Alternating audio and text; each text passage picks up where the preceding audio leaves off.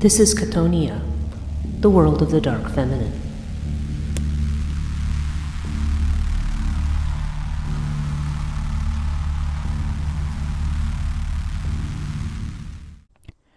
Hello, this is Breach Burke. Before we get into this week's podcast, I would like to thank my patrons personally: Gwyn K, Polity, John H, Tanya T, Veronica S, Jeffrey B, Gabby, Helen M, Sunny H, Scott K, JRM, Susie G, Eldritch Priest, B. Lupita, C. Roberts, Jeanette, DS, Jake B, CDV, Ali, Thaddeus G, V!V, Mary Beth R, Ida B, Eric N, Tana, and May. I really appreciate those of you who have joined recently and who have stuck with me over these years. Our community is small, and there is so much I would like to do in terms of providing courses, conversation on the dark feminine, and extra content. So please consider joining at patreon.com/Chthonia. Now on to the podcast. Hello and welcome to Chthonia, the podcast dealing with the dark feminine. I'm Breach Burke, and this week we are going to have a little bit of a biblical theme going on. The last one I did was Jezebel, so we're kind of in that same spirit. We're not actually going to be talking about a particular female figure in the Bible, but we are going to be talking about a more of a monstrous figure that is mentioned in the Bible, but is not, and whether it's male or female, or whether there's males and female, I mean, it's called a little bit into question as to what the gender is. But certainly, at least in one prominent place, this particular being is described as feminine, and this being is Leviathan. Okay, now Leviathan, what is Leviathan?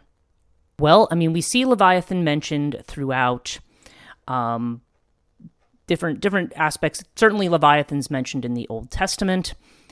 There are Christian ideas about Leviathan, perhaps connected to. Certainly, there's stories about Leviathan connected to the coming of the Messiah. However, that's interpreted, because obviously it's interpreted differently in Judaism than it is in Christianity.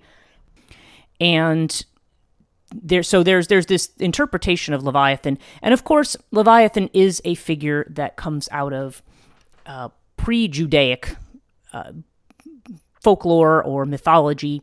Certainly there is a Canaanite deity or being that is very similar. We could also draw similarities to the Babylonian Tiamat. So we're going to talk about Leviathan. First of all, trying to define what Leviathan is, whether or not Leviathan is male or female, and where that's indicated. And then we kind of want to talk about the story about Leviathan, where we see it, and what role Leviathan plays at the end of time, at the eschatological end of time. So when we talk about what's happening in the book of Revelation, or even just the idea that is connected with the Jewish festival of Sukkot, which will be coming up in October. It's a harvest festival. There's a connection to Leviathan that is often made traditionally there. But then we also look into Jewish mysticism and into Kabbalah, and there's also yet a different interpretation of Leviathan there altogether from that. So, okay, so let's get into what Leviathan is and what the stories are. So the Leviathan is, okay, I'm just going to read, again, the Wikipedia thing. It seems like people who have been working on this stuff in Wikipedia are definitely more knowledgeable people, because I'm finding things that I don't find so questionable here. So it is considered to be a sea serpent demon noted in theology and mythology, referenced in several books of the Bible, including Psalms, the book of Job, the book of Isaiah, and the pseudographical book of Enoch. Leviathan is often an embodiment of chaos, threatening to eat the damned when their lives are over. In the end, it is annihilated. Christian theologians identified Leviathan with the demon of the deadly sin of envy. According to Ophite diagrams, the Leviathan encapsulates the space of the material world. Okay, Ophite being a Gnostic sect. So, okay, so we've got the idea that we're talking about this sea serpent monster. That said, Leviathan has sometimes been connected to the Hebrew word tannin, which is actually really probably more like a crocodile. And the idea of Leviathan as being connected to the crocodile probably connects to Egyptian mythology, and not only the battle that Ra has with Apep in terms of this devouring creature that threatens to devour the sun on its night journey, But I've also done a podcast on Amit, which is kind of a crocodile type feminine being that is associated with devouring the souls of the dead who are unjust. And as I had mentioned in that podcast, the idea that your soul would be completely devoured and not exist anymore at all in any kind of way was actually the worst kind of punishment that you could have. It's like literally where you just no longer exist at all in any kind of form. Because the Egyptians were the first ones to have pretty solid idea about the afterlife and a very firm afterlife mythology that is also based on this night journey of the sun. So this is really the first place where we see the idea that these kinds of this devouring feminine monster that can represent the way in which a soul can come into being and then just completely be annihilated from being. It's an annihilation. It's not simply a death or a transformation. Annihilation means it's completely gone. Okay. So Leviathan is connected with this, and indeed, the narratives about beings like Leviathan are called Chaoskampf. It's a German word, and it's the idea of the struggle with chaos. Now, we see many different examples of this. I'm going to talk about Lotan, because Lotan seems to be the origin of the Leviathan story in Canaanite myth. And but you also see it in things like, for example, Zeus's battle with Typhon. Either is born of Gaia, or Typhon is either born from Gaia or is born from Hera, actually the wife of Zeus, the queen of the gods. Both of them were considered to be... There are variant stories that suggest that this is the origin of the monster Typhon. But the Typhon is actually the central player in something called the Gigantomachy, which is after there's been this battle between the Olympians and the Titans, which is known as the Titanomachy. My students often get this wrong if they're not really paying attention, is they'll say, oh, the Gigantomachy is when they fought giants. It's like, no, it's when Zeus fought Typhon, because Typhon comes out of the depths of Gaia, which is important, I think, and knocks Gaia down with the lightning bolts, because Typhon becomes this representation of chaos, and it is this great serpent. Okay. We also see it in the Battle of Marduk and Tiamat, and I also have a separate podcast on Tiamat. But we see these words that are connected with this sea serpent. There's Tiamat. That's why some people, I think, try to connect it to Tannin, which is kind of like a crocodile type thing, but it's still the idea of some kind of monstrous creature from the water. And also Tehom, which is the word that we see for the voids, the waters of the abyss in Genesis 1. That is the Hebrew word. And they're all connected back to this idea of the serpent. Now, this particular Leviathan is connected to, as I said, a being called Lotan. And so, okay, I'm going to tell you a little about Lotan here. It says that sometimes it's translated as Litan or Litanu, servant of the sea god Yam, defeated by the storm god Hadad Baal. Okay, again, another defeat of this monstrous sea creature by a god with a lightning bolt. Okay, it says it's in the Ugaritic Baal cycle. Lotan seems to have been prefigured by the serpent Temtum, represented in Syrian seals of the 18th to 16th century BCE, and finds a later reflex in the sea monster Leviathan, whose defeat at the hands of Yahweh is alluded to in the book of Job. And I'm going to read to you that particular passage. It's really chapter 41 of Job. So we're going to talk a little bit about that. And also mentioned in Isaiah 27:1. Lambert, the scholarship here, went as far as to claim that Isaiah 27:1 is a direct quote lifted from the Ugaritic text, correctly rendering the Ugaritic it's transliterated as BTN snake as the Hebrew, and with the H under, period under it, and S with the kind of, I forget I don't remember the name of the diacritic. It looks like it's kind of like a U-shaped one, and it says that that word is translated as snake. So, okay, in its adjectival formation, it means coiled. And so that's what Lotan means. Now, Leviathan is actually, if we look at the etymology of that word, the way that name is translated is either wreathed, twisted, or twisted in folds. So again, that's very similar to the idea that we see of Lotan. The word Lotan, a word meaning coiled. Okay, so when we think of coiled or in folds, so you think about the serpent that is kind of coiled. And actually, that coiled circular motion of the serpent is actually important here. Okay, it's also noted here that Lotan, I'm just looking back at this, that it is sometimes means the fugitive serpent, the wriggling serpent, or the mighty one with 7 heads. Okay, and we often will see this idea of either a god or some kind of hero battling a kind of a dragon-type figure or snake-type figure with 7 heads. I'm also recalling the labors of Heracles. Okay, Heracles being this very strong, sort of this embodiment of kind of uber masculinity, really, and forcefulness and strength of that type, physical strength of that type, and so we see that he battles with the Hydra. He battles with Ladon, which is basically he has to confront the dragon that is in the Garden of the Hesperides. He has to battle with these monsters that are chimeric in origin, and of course this is also very much connected to the Chtonic. Okay, so this is the idea, again, it's more of this chaos conflict, this struggle for order in the universe, by battling these monsters that tend to be representations of chaos, and which is why, even though, now in terms of the feminine nature of Leviathan, we mainly see this in Enoch, okay, and then there's other sources that will say that that there's actually was a male and female Leviathan, but that God killed the female, and that the meat of the female is being reserved for a feast when the Messiah finally comes, and there's this final victory, or if you're thinking in terms of Revelation at the end of time, because this is also where we see it mentioned that the implication is that the Leviathan will be killed and become a feast. Now, that's actually an interesting idea, just as a little bit of a side note here, because if Leviathan people have postulated that Leviathan might be a snake. People have postulated that whether or not Leviathan is a crocodile. Others have postulated some people even think that Leviathan might have been a hippopotamus, though that seems to be connected more to another sort of figure, another monstrous figure called Behemoth.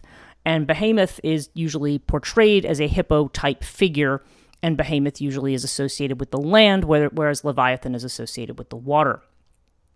Okay, and so, but there's a religious poem that's mentioned here, a Judaic religious poem, or actually, is it Judaic? I think it's one that's recited on Pentecost. So this may be more of a Christian poem, but the idea there is that this is a fish. That the Leviathan is a fish with mighty fins, and as it was pointed out, that would imply that this is actually a kosher fish, because obviously crocodiles and things like that, they're not kosher. So this would not be a kind of fish that would be reserved for a meal at the end of time, especially in Judaic thinking when the Messiah comes. We're all gonna give up kosher at that point. Especially if you're thinking about ideas of purity and cleanliness, there wouldn't be. So the idea is that Leviathan is a clean fish if you can partake of the meat of Leviathan. And it's also said that the skin of Leviathan at the end of time is going to be used to make tents where the righteous are going to have their meal. And then that there's others who are not quite so righteous will get other bits of Leviathan, but that this tent will be made for, where this feast is going to be. And of course, when I think of tents, I'm also thinking about harvest, again, with Sukkot, with the idea, a sukkah is actually a temporary dwelling.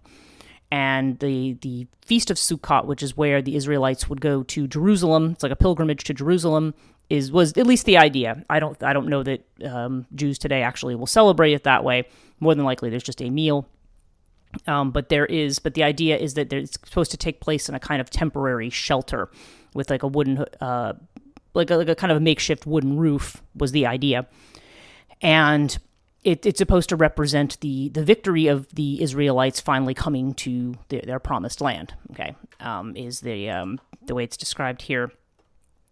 It's the exodus from Egypt. Basically, that's what it says. It's a Sukkot's modern observance is characterized by festive meals in a sukkah, a temporary wood-covered hut celebrating the exodus from Egypt. Okay, so Sukkot is a so we have this idea of the tents, but of course, again, if we're just thinking back to that time period, they were nomadic. A lot of them were nomadic. They had tents. They all traveled in tents. You may have had Even the idea of El, he's a god who's in the tent, kind of far away.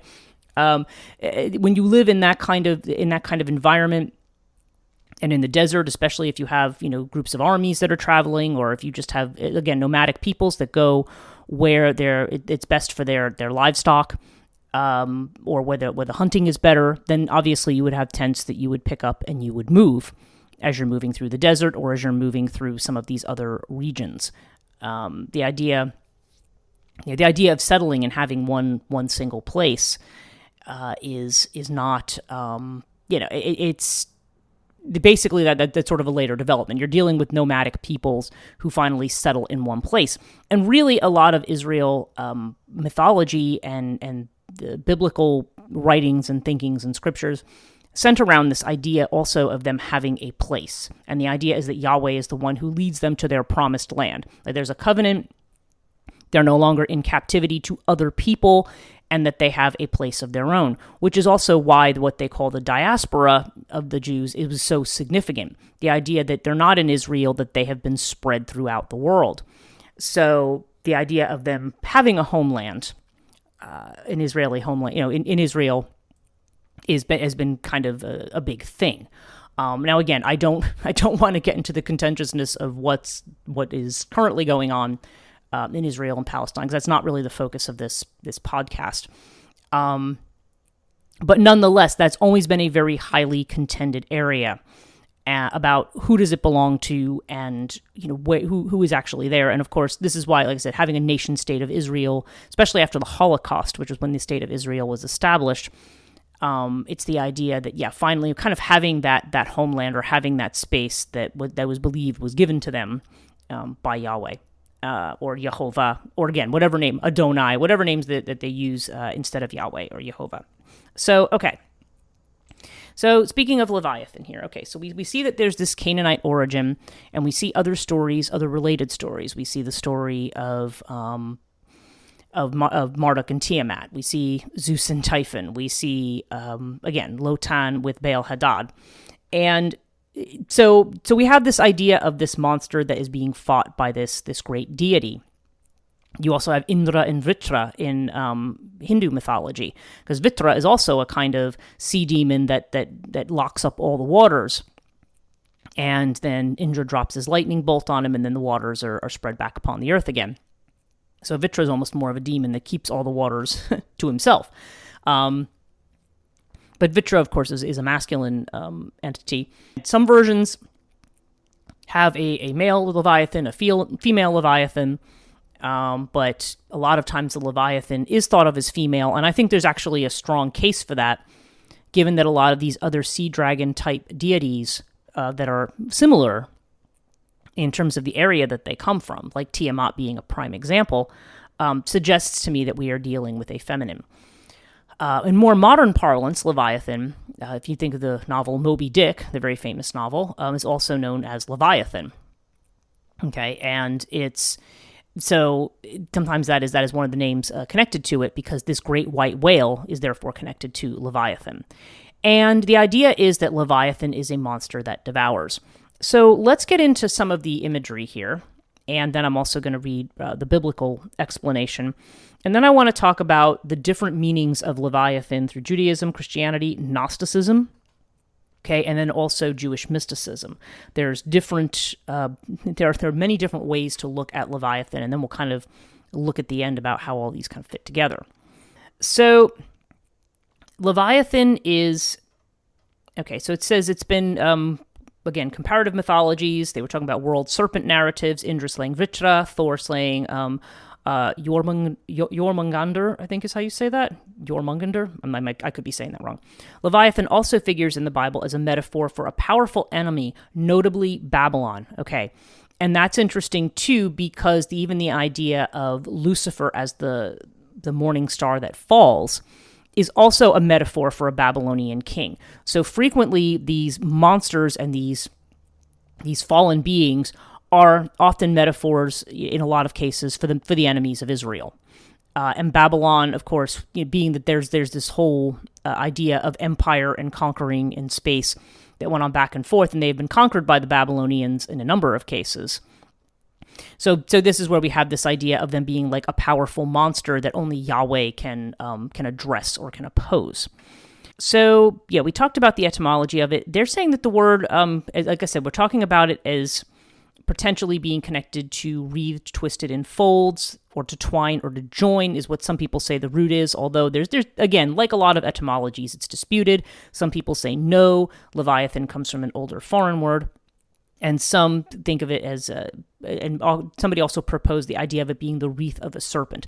Nonetheless, you have this idea of a serpent-like creature, and there's something either circular or in folds or in coils, is what we have.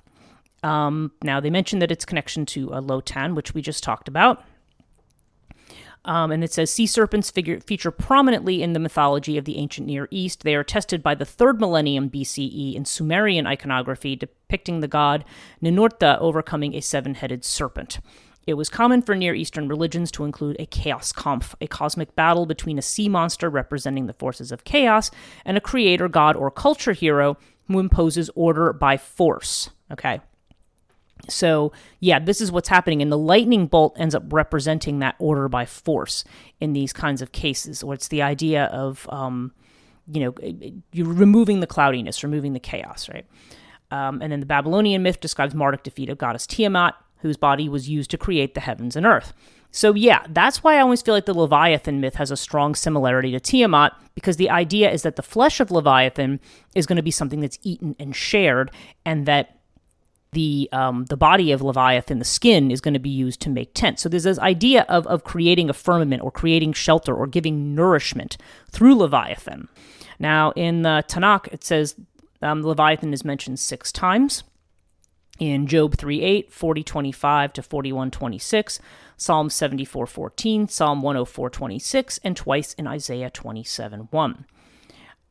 So I'm going to read to you the Job from, I have my copy of, I want to say this is this the New Revised Standard that I have? I don't even know what translation of the Bible I have anymore, because I have one that I keep around, because obviously I need to refer to it from time to time. But it's a Revised Standard edition, okay.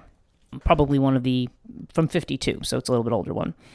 So he says here he starts by talking about, this is Yahweh talking to Job. And I'm going to go back to 40, and then I'm going to go into 41. He says, "Behold Behemoth, which I made as I made you. He eats grass like an ox. Behold his strength in his loins, and his power in the muscles of his belly. He makes his tail stiff like a cedar. The sinews of his thighs are knit together. His bones are tubes of bronze, his limbs like bars of iron. He is the fist of the works of God. Let him who made him bring near his sword. For the mountains yield food for him, where all the wild beasts play. Under the lotus plants he lies, in the covert of the reeds and in the marsh. For his shade the lotus trees cover him, the willows of the brook surround him. Behold, if the river is turbulent, he is not frightened. He is confident, though Jordan rushes against his mouth. Can one take him with hooks or pierce his nose with a snare?" Okay. So he's pointing out the things that he has created and saying, I've created Behemoth, this great monster. And again, the implication here of the way he's talking about it, it does seem to imply something like a hippopotamus. But I'm just bringing Behemoth into this because they're usually, again, mentioned in pair with Leviathan. Okay. "Can you draw out Leviathan with a fish hook, or press down on his tongue with a cord? Can you put a rope in his nose, or pierce his jaw with a hook? Will he make many supplications to you? Will he speak to you soft words?" That's interesting. That's really interesting, especially if we think about, so we're thinking about a monster that will make supplications and speak soft words to you, which of course the implications is no, Leviathan's not going to do that, but it does almost imply that this is what Leviathan does to Yahweh. Okay. "Will he make a covenant with you to take him for your servant forever? Will you play with him with a bird, or you put him on a leash for your maidens? Will traders bargain over him? Will they divide him up among the merchants? Can you fill his skin with harpoons, or his head with fishing spears? Lay hands on him, think of the battle, you will not do it again. Behold, the hope of a man is disappointed, he is laid low even at the sight of him. No one is so fierce that he dares stir him up." Now, of course, we are seeing a masculine pronoun here. "Who is then he that can stand before me? Who has given to me that I should repay him? Whatever is under the whole of heaven is mine." I will not keep silence concerning his limbs, or his mighty strength, or his goodly frame. Who can strip off his outer garment? Who can penetrate his double coat of mail? This is all referring to Leviathan. Who can open the doors of his face? Round about his teeth is terror. His back is made of rows of shields, shut up closely as with a seal. So again, we're implying this idea of either a sea dragon or monster, something with scales. One that is so near to another that no air can come between them. They are joined to one another. They clasp each other and cannot be separated. His sneezings flash forth light, and his eyes are like the eyelids of the dawn. Out of his mouth go flaming torches, sparks of fire leap forth. Out of his nostrils come forth smoke, as from a boiling pot and burning rushes. His breath kindles coals, and a flame comes forth from his mouth. In his neck abides strength, and terror dances before him. The folds of his flesh, okay, we see this as part of the name, cleave together, firmly casting him down in immovable. So we're talking about an immovable beast with like a real coat of armor here. His heart is as hard as a stone, hard as the nether millstone. When he raises himself up, the mighty are afraid of the crashing. They are beside themselves. Though the sword reaches him, it does not avail, nor the spear, nor the dart, nor the javelin. He counts iron as straw and bronze as rotten wood. The arrow cannot make him flee. For him, sling stones are turned to stubble. Clubs are counted as stubble. He laughs at the rattle of javelins.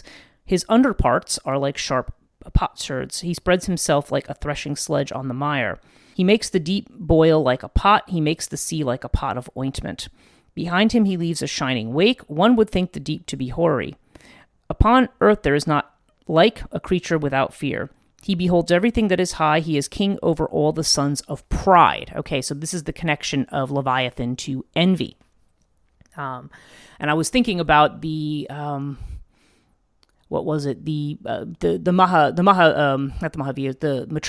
the ashta matrikas in Hinduism, and I'm saying, okay, which one of them is associated with envy? And that would have been Indra's wife. Interestingly, Indrani is associated with the vice of envy. But that's just a random thought there. I don't know if there's a whole big connection there, but it's just this idea that it's later Jewish sources that says describe Leviathan as a dragon who lives over the sources of the deep, and who, along with the male land monster Behemoth, will be served up to the righteous at the end of time. The book of Enoch describes Leviathan as a female monster, dwelling in the watery abyss as Tiamat, while Behemoth is a male monster living in the desert of Dunedin, which is east of Eden. When the Jewish Midrash were being composed, it was held that God originally produced a male and female Leviathan, but lest in multiplying the species should destroy the world, he slew the female, reserving her flesh for the banquet that will be given to the righteous on the advent of the Messiah. A similar description appears in Enoch, which describes how the Behemoth and Leviathan will be prepared as part of an eschatological meal. Rashi's commentary on Genesis repeats the tradition. In Genesis, referring to Genesis 1, line 21, the great fish in the sea and the words of Agadah, this refers to the Leviathan and its mate, for he created them male and female, and he slew the female and salted her away for the righteous in the future, for if they would propagate, the world could not exist because of them. Now that's interesting. Male and female, he created them. So this is how that line's being interpreted. They're saying it's not referring to Adam and Eve, but rather to Behemoth and Leviathan. Or with the male and female, the Leviathans. Okay.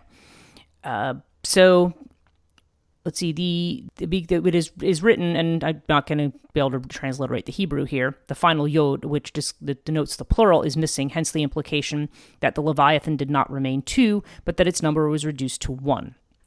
Okay, so that's from the Midrash, and then it said that the Talmud, Baba Batra, it is told that the Leviathan will be slain, and its flesh served as a feast to the righteous in the time to come, and its skin used to cover the tent where the banquet will take place. Those who do not deserve to consume its flesh beneath the tent may receive various vestments of the Leviathan, varying from coverings for the somewhat deserving to amulets for the least deserving. The remaining skin of the Leviathan will be spread on the walls of Jerusalem, thereby illuminating the world with its brightness. Yeah, there's a brightness of the skin associated with Leviathan, as well as glowing eyes, because he said the eyes are as like the dawn.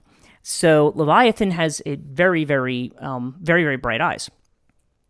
It says, the festival of Sukkot therefore concludes with a prayer recited upon leaving the Sukkah or the booth. May it be your will, our Lord our God and God of our forefathers, that just as I have fulfilled and dwelt in the Sukkah, so may I merit in the coming year to dwell in the Sukkah of the skin of Leviathan, next year in Jerusalem. Okay, so it's people who, like, during the diaspora, yes, that was the idea that I am now in this temporary dwelling, may I be in Jerusalem, and dwelling in the sukkah of the skin of Leviathan. Okay, so that is the idea of when the Messiah comes and righteousness is restored kind of idea, that it's within the skin of Leviathan. The enormous size of Leviathan described by Johanan bar Napaha, from whom proceeded nearly all of the Agadat concerning this monster. Once we went in a ship and saw a fish which put his head out of the water. He had horns upon which written, I am one of the meanest creatures that inhabit the sea. I am 300 miles in length and enter this day into the jaws of Leviathan. Okay. Now, Leviathan, that's interesting too, because Leviathan becomes the kind of medieval image for the hellmouth. So when you see these images of people going into hell, and there's just basically just this monster with these great open jaws and teeth that people are walking into, they're walking into the mouth of Leviathan in these particular ideas. When Leviathan is hungry, reports Rabbi Dimi in the name of Rabbi Johanan, he sends forth from his mouth a heat so great as to make all the waters of the deep boil. Okay, so this is associated with the fire and the water kind of thing. It makes it, creates this boiling water. And if he would put his head into paradise, no living creature could endure the odor of him. His abode is the Mediterranean Sea. I think Mediterranean Sea sounds a little small for the likes of the Leviathan, but okay. A legend recorded in the Midrash, it is stated that the fish which swallowed Jonah narrowly avoided being eaten by the Leviathan, which eats one whale per day. Okay, and again, I doubt there's that many whales in the Mediterranean Sea, but okay. The body of Leviathan, especially his eyes, possess great illuminating power. This was the opinion of Rabbi Eliezer, who in the course of a voyage in the company with Rabbi Joshua explained to the latter, when frightened by the sudden appearance of a brilliant light, that it probably proceeded from the eyes of Leviathan. He referred his companion to the words of Job, by his neesings doth a life doth shine, and his eyes are like the eyelids of the morning. And I read that verse in a slightly different translation. However, in spite of his supernatural strength, Leviathan is afraid of a small worm called a kilbit, which clings to the gills of large fish and kills them. So that's interesting. It, is basically afraid of these kind of tiny little parasitic kind of beings. So yeah, this was the one where I was saying this was a 11th century piyut, a religious poem, Akdamut, recited on Shavuot, which is like Pentecost. It is envisioned that ultimately God will slaughter Leviathan, described as having mighty fins, therefore kosher and not an edible, a snake or crocodile, and will be served as a sumptuous banquet for all the righteous in heaven. Okay, now this one's interesting. In the Zohar, which is a Jewish mystical text from 12th century, 12th, 13th century, somewhere around there, the Leviathan is a metaphor for enlightenment. The Zohar remarks that the legend of the righteous eating the skin of the Leviathan at the end of days is not literal and merely a metaphor for enlightenment, because this is a being shining with light. Interestingly, a creature of the deep that shines with light. The Zohar also specifies in detail that the Leviathan has a mate. The Zohar also associates the metaphor of the Leviathan with the Zadok or righteous in the Zohar. It gives a 211b and 358a. It associates it with the Briach, the pole in the middle of the boards of the tabernacle in Zohar 220a. Both are associated with the Sephirah of Yesod. Okay, Yesod in Kabbalah is the Sephirah of the moon, and it is the one that is directly above Malkut in the Tree of Life. And that's interesting because the abode of the moon is the abode of the intuitive. It's the abode of the dark. So in this sense, you almost think of Leviathan like the bright eyes of Leviathan, like the dawn, might be like the brightness of a full moon. This creature of the dark waters that shines a very, very bright light. So in the darkness, this very bright light that shines. And hence they see it as this idea of this moon, but of course it's not the same as the actual sun or the if we tend to have these associations of the sun with that kind of masculine celestial kind of power.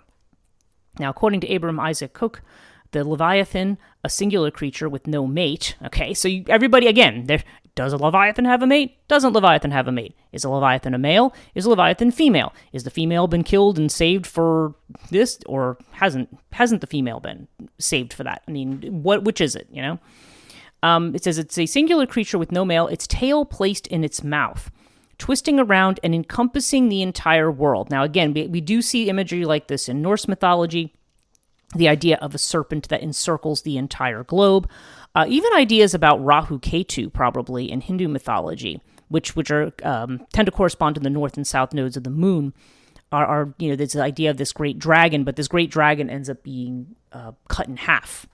Okay, this was a kind of an Ashura that wanted to gain immortality and managed to get the nectar of immortality, but once the gods realized it, they just cut the creature in half. So it's not complete. Rahu is the head, that's associated with the north node, and Ketu is the tail, associated with the south node. So we do have these ideas of this serpent. This also connects Leviathan to the Ouroboros, okay, which is that serpent that swallows its own tail. And that's interesting too, because the Ouroboros tends to represent the cycle of life. The idea of the snake swallowing its own tail is the idea that creation and destruction are all kind of part of this singular pattern, and that is the way of the world, that there is this continual cycling of death and rebirth. This Rabbi Cook says this projects a vivid metaphor for the universe's underlying unity. This unity will only be revealed in the future when the righteous will feast on the Leviathan. Okay, so now we're seeing Leviathan as a metaphor for unity. All right, so let's try to keep count here. We have the idea of this sea monster, which, according to the book of Job, is submissive to Yahweh. Again, described as masculine in the book of Job, described as feminine in Enoch. The idea that there were two Leviathans and there's a female whose flesh is being reserved for the righteous, and who basically represents this very bright and shining kind of light, okay, that comes from its eyes. So, and we see this as connected to other Near Eastern myths that have to do with the idea of this great dragon or great monster that is like put down by force by whatever the storm god or the great hero is. And like I said, in the Hercules or Heracles myths, there are similar kinds of ideas. And even later on, like the idea of St. George and the dragon, the idea of battling with some kind of a serpent-type figure. Although, again, given what we've just said about kosher, certainly in the Judaic view, this is a great fish and not necessarily a serpent. Nonetheless, we are talking about an aquatic creature. When we talk about the water and water mythology, we are talking about not only the depths of the emotions and the intuition, but also the depths of the unconscious, collective unconscious. The place out of which these monsters kind of appear, like the archetypes that kind of that shine and illuminate. They kind of, at least that would be a psychoanalytical interpretation, or at least a possibility there. These things that come out of the deep that then our ordered conscious ego must work with and must deal with. Now, in Christianity, surprise, surprise, Leviathan can be used as an image of the devil, endangering God's creatures by attempting to eat them, and God's creation by threatening it with upheaval in the waters of chaos. Drakon, or Drakon, is usually the usual translation for Leviathan and the Septuagint, and it appears in the book as it appears in the book of Revelation. Although the Old Testament nowhere identifies Leviathan with the devil, the seven-headed dragon in the book of Revelation is considered to be the devil. By this battle between God and the primordial chaos monsters shifts to a battle between God and the devil. So now we have this idea that God represents order and the devil represents chaos. So now chaos is not simply an aspect of disorder. When we talked, I did a special podcast, Patreon-only one, on the Judgment of Paris. And this is where you have the wedding feast of Peleus and Thetis interrupted by the goddess of chaos who comes in. I'm sure if there's any Discordians listening to this, it's, or even just people who practice chaos magic, because the idea is that we're injecting a certain amount of chaos into the system, and that a certain amount of chaos is part of the system. In fact, it's almost like the underlying reality under everything is chaos. We see this in, I think Donald Hoffman is the one who talks about the idea that we are, what the world, the ordered world that we see is a bit like a computer interface, where we have icons that we can click and things like that. Everything that's underneath it is going to appear to be chaos to us, even if there may be some kind of an order to it. But basically, we are talking about a reality that we are existing on top of, floating on top of, so to speak. It's like we're standing on, what was it? What's the expression from Polynesia? You're standing on a whale fishing for minnows. You're standing on this great unknown. This is probably where a lot of the Cthulhu mythology comes from as well, from H.P. Lovecraft. The idea that that's why he often says that, we have to blissfully go back to our ignorance and not see the reality that's underneath because we would go mad. And the reality of things is this chaos. This ordering principle is something that we almost have to, we feel we have to fight for. At least that's what the narrative has been. We have to fight for this because we can't let the forces of chaos overtake us. Okay, we can't let but it's interesting because those forces of chaos are often represented as feminine, and at least one of these representations of Leviathan does represent Leviathan as female. There's certainly the suggestion that the Leviathan that's going to be fed to the righteous is female. And if we compare it to mythology, say, of Tiamat, which is the great mother goddess, who is the firmament of the earth, you could make an argument for this, okay? Now we are seeing this association with the devil. It says, in the following chapter, a seven-headed beast described with the same features as the dragon rises from the waters, endowing a beast of the earth with power. Dividing the beasts into a monster of water and one of dry earth is probably recalling Leviathan and Behemoth. In accordance with Isaiah 27:1, the dragon will be slain by God and on the last day and cast into the abyss. The annihilation of the chaos monster results in a new world of peace without any trace of evil. That's problematic. Because basically that is a world that is imbalanced. It's so interesting. I was talking recently about something I do. It's outside of Chthonia, really. It's these kind of Azrael channelings that I do. And that's kind of what I had gotten, was that there is this threat of eliminating the feminine, because the feminine is somehow associated with being an agent of chaos. And basically the messages I've got, it's kind of like, no, that's actually not how it works. It's the reverse way. Those who claim to be in order are the ones that are actually creating the chaos by creating the imbalance between the masculine and the feminine. And that's kind of the thing that's come through to me very, very heavily recently. Maybe that's the reason I feel like I need to do Leviathan. I don't know. And I think about it. I remember the place I used to work, that we had, actually in more than one place that I've worked, we've had at least one person on staff who's been a JW, Jehovah's Witness. But this was some place I worked back in the 80s, and they had this book that somebody had left like in the break room. I guess they had just left it there. And it wasn't like, they always have those watchtowers that they put out, those little publications that I don't know that anybody actually reads, but within them, there's a little book. It's a real red book, and I think it was titled, "You Can Live Forever in Paradise on Earth." And I was very amused by this book because, the drawings in it and everything, like, we're all going to live in this perfect place where everybody's smiling and in harmony, and we're all in this, and I'm like, oh God, that's not a world you want to live in. Is it really? I mean, sure, we like the idea of peace, but peace implies that we are accepting of the whole. Peace doesn't come from completely eliminating everything that we don't like. Okay, because guess what? On the other side of that equation, there's somebody whose peace comes from the complete opposite, right? So what are you going to do? You're going to say there's going to be a judgment about, who's the good guy and who's the bad guy. That's the entire problem of Western civilization. Who's the good guy? Who's the bad guy? It's not either. This is a whole system that works together.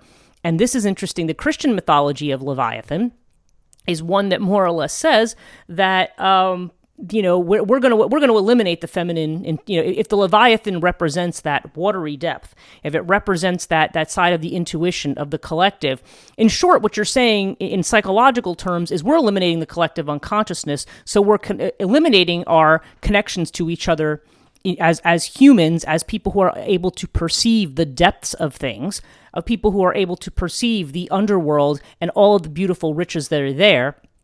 And we're just going to focus on the ego because it's going to be just about my personal gratification. Now, when you look at it in that way, it's a little bit problematic, okay? At least I think so. Okay, so there's the idea, they were talking about the idea of Leviathan as crocodile and Behemoth as a hippopotamus. And again, we've talked about if this is meant to be a kind of kosher fish for the end of time, it is probably not a crocodile.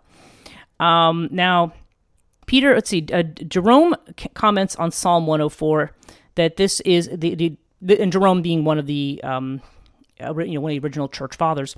This is the dragon that was cast out of paradise, that beguiled Eve, and is permitted in this world to make sport of us. Okay, so now they're saying that Leviathan is a fallen angel, and they're also saying that Leviathan is the serpent in the garden that caused Eve to make the mistake. But again, that doesn't make any sense, because the reverse seems to be what's true.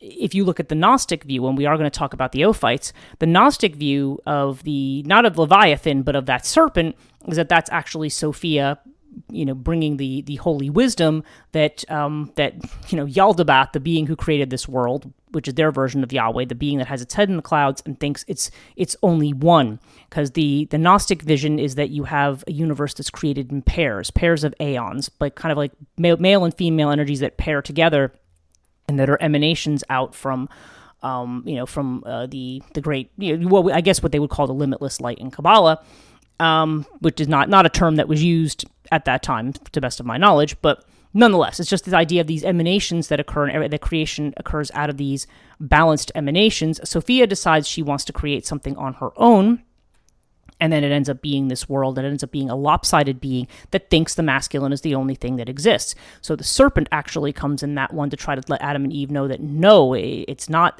that way. It's not, but the thing is, when they eat from the fruit of the tree, then they become aware of both sides. Okay, that's kind of the point there. They become aware of both sides, but then this also kind of leads us into a place of separation where there's this idea that now, because, again, in this particular world, that fact that there are two sides is somehow, one has to be good and one's not good. It becomes this kind of binary dual system that becomes a cosmic battle instead of something where when the masculine and feminine flow together, that they have peace. Peter Binsfield classified Leviathan as demon of envy, one of the 7 princes of hell, corresponding to 7 deadly sins. Leviathan became associated with, and may originally have been referred to by, the visual motif of the hellmouth, which I talked about earlier, a monstrous animal whose mouth in the damned disappear in at the Last Judgment, found in Anglo-Saxon art from about the year 800 and later all over Europe. And yeah, you have this satanic idea of Leviathan as one of these demons.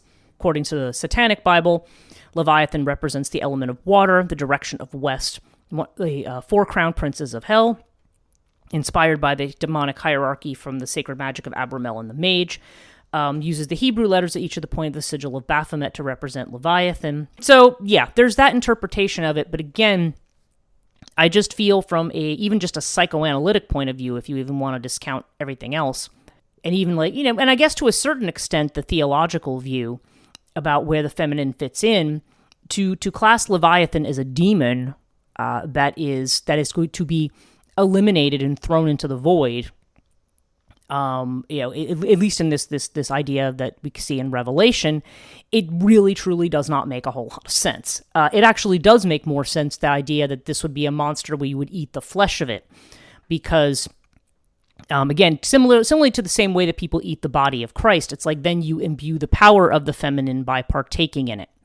But Leviathan is a creature that again, this is a creature that we assume is of destruction. It represents the terror of the abyss, the terror of that feminine energy in this kind of monstrous form. And we see them in a lot of these monstrous forms that seem to be something that is, they're chaotic in their whole nature. There's something, they're a force that needs to be reckoned with. And if you think of nature as a feminine being, okay, a lot of times we refer to Mother Nature. There was certainly references, in the Near East, certainly the mythologies of the earth tended to be feminine, with Egypt being the exception. Egypt tends to view the earth as a masculine figure, as Geb, the masculine figure, but Nuit, who is in the sky, ends up being that kind of overarching feminine, and that was actually the place, the underworld through which Ra passed, was through the world of Nuit, coming through the body of Nuit from one side to the other.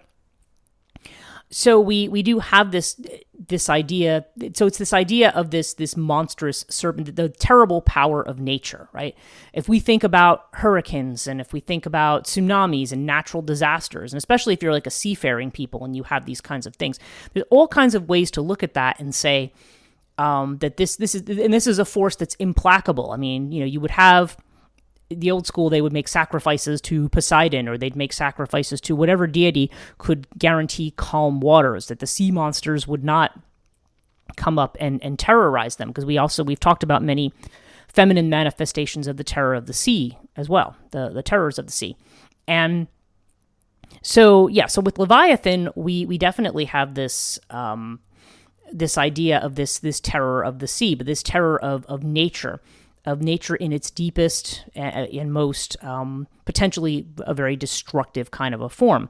And this could be the overwhelming of the unconscious, the collective unconscious, into the conscious mind. This could be the overwhelming of the way in which emotion and all of these other things can come in that can show something clearly or not. The language of that particular realm is not the straightforward spoken analytical language that we have. And when we talk about clear speech and things being clear spoken, it's something that reeks of uncertainty. And then there's always the threat that one can get lost and then be devoured in those waters, or be just subsumed and sucked in. So let's talk about the Gnostic one. That's the last one I'm going to talk about here, and then we're getting almost on an hour here, so I'm probably going to wrap it up soon. But it says, Church Father Origen accused a Gnostic sect of venerating the biblical serpent of the Garden of Eden, because, as I said, to them it was more Sophia. Therefore, he calls them Ophites, naming them after the serpent they are supposed to worship. In this belief system, Leviathan appears as an Ouroboros. Okay, yeah, like I said, the snake swallowing its tail, separating the divine realm from humanity by enveloping or permeating the material world. It is unknown whether the Ophites actually identified the serpent of the Garden of Eden with Leviathan. Probably not. But, again, I don't know. I don't know that Leviathan came up in this cosmology. However, since the Leviathan is basically connoted negatively in this Gnostic cosmology, if they identified him with the serpent of the book of Genesis, he was probably indeed considered evil, and just its vice was good. Well, I don't know. Now that wouldn't really make sense. The serpent in the Garden of Eden, in a lot of Gnostic thinking, and recognizing that there's just not one umbrella term Gnosticism. Whether the Ophites believe the same things as the Marcionites, as the Valentians, I mean, I'm not as well versed in that. As I said, I always refer people back to my Chthonia conversation with Daniel Hanley that I did in 2021, where we talk more about the Gnostic feminine. But again, the Leviathan was not a topic of conversation, and he was considered evil, and just its advice was good. I don't think so. It's not. The serpent there is actually the one you have to remember, the serpent is often a representation of life. It's only within this system that the serpent is viewed negatively as being some kind of devil or demonic creature. In pretty much every other culture, in India, you have the Nagaraja, the serpent king. I mean, it's considered to be a positive, life-affirming kind of a creature. And again, the Ouroboros, the snake swallowing its tail, the cycle of creation and destruction, and of course the snake is one that sheds its skin, is the one that's the idea of the passage of time, and the moon, and also the moon shedding its shadow. So again, as I've mentioned, with the brightness of Leviathan, that's a terror in the dark to some people, or that is this bright light in the dark. There's almost kind of a moon implication there. So, but again, very different interpretation. Certainly, the Old Testament's trying to say that this is a force that is subject to Yahweh, that Yahweh has under control. In the New Testament, there's the idea that this force is actually a force of evil that's being battled against. So we kind of see where things kind of get weird and astray here. According to the cosmology of this Gnostic sect, the world is encapsulated by Leviathan in form of a dragon-shaped archon. Archons are these are the angels of the demiurge, or these are the agents, I should say, of the demiurge, and they are the ones that keep us from really knowing the truth or knowing what's beyond what we see, biting its own tail as an Ouroboros. Generating the intrinsic evil in the entire universe, Leviathan separates the lower world, governed by the archons, and the realm of God. After death, a soul must pass through 7 spheres of the heavens.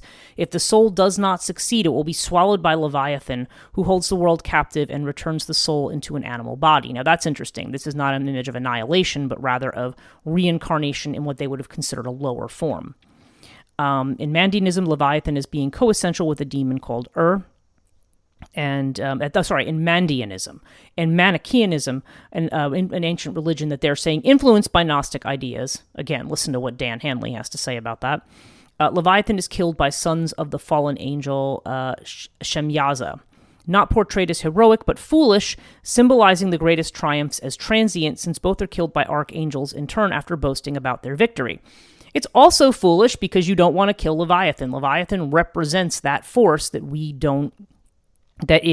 may seem terrifying to us, but is essential to the universe, even if we think that it's not.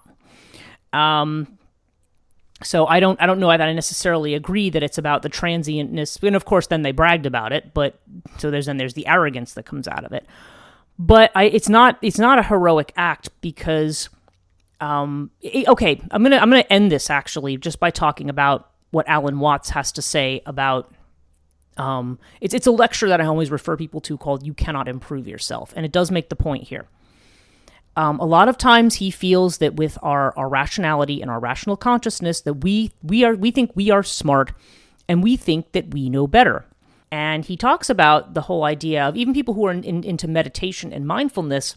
It's like, okay, who's watching the watcher? I mean, what is the force behind this? And he said, and oftentimes you have to watch out because when you're looking at something from an enlightened perspective, there's like a it's like a thief who enters a house, and when the cops come in, he just runs up to the next level, and then they go to the next floor, and he just runs up to the next level, and then he runs up to the roof. So in other words, it's this kind of trickster, and then it just gets higher and higher and looks kind of like spiritual knowledge, but as he's saying, as a kid, you want candy, and then when you're older, you want the spiritual goodie and not just the material one. He said, so it's the same thing. It just keeps going up a level.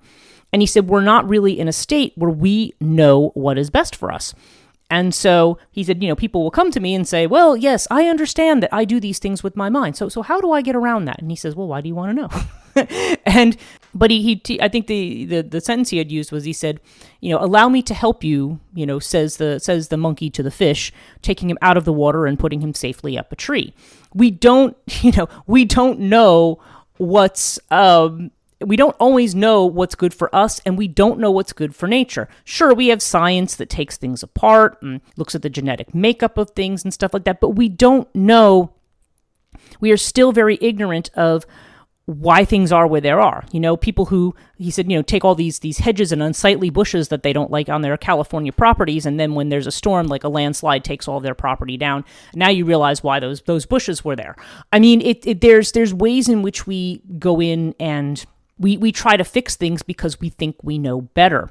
And to me, the slaying of the Leviathan is just saying the rational, ordered mind knows better. And this is a thing. This is a thing that can cause distress. It can cause negative emotions. It can cause anxiety. It can cause all this upheaval. But it's also part of that feminine force that also connects us and lets us feel connected, and that makes us realize that what we do in our day-to-day lives, even though that may give us a certain amount of, a feeling of security and peace, that what lies underneath it is not that. And it's not so much about I have to be scared and stick my head in the sand and pretend that doesn't exist, but rather, how do I recognize what it is, and how do I manage to navigate that? We always look at it in terms of making war on it. There are some more recent movies and things, even animated films. I can't remember the one I had just heard about at this conference on water and water mythologies and creatures of the depths, where the monster that devours is actually the one that picks up these couple of these monster hunters and leaves them on an island, and eventually they start to recognize what is that these monsters are not actually things to be hunted, but rather something to be coexisted with, and something really to be there. There's a purpose to that, and there's a place for those kinds of forces in the universe. Everything is there as part of the whole system, and the question is, how do you function with the whole system? Not how do you just try to eliminate the parts that you don't like.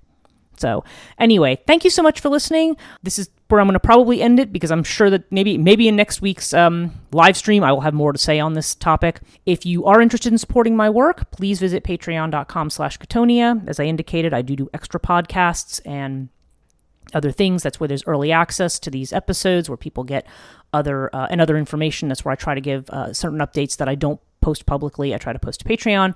If you check out Chthonia.net, you can see where all of my work is. I'm eventually going to be moving that site, but right now I'm still have it on WordPress on Bluehost. I might move it next year, but there's going to be a new school that's opening up.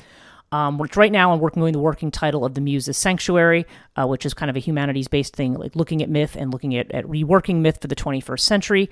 I'm also have a Chthonia Books, which has all of my publications, plus a new one from Ellen Jones, which is called The Cunning Person's Poetry Apothecary. And it's actually a really, really excellent book, kind of like journeying through some of these feminine images, and also, like I said, the availability of all of those books, at least here in the USA. And then so I have all that up on the Chthonia website. And then you can follow me again. I do live streams on Mondays on Chthonia Podcast, one word, on Instagram.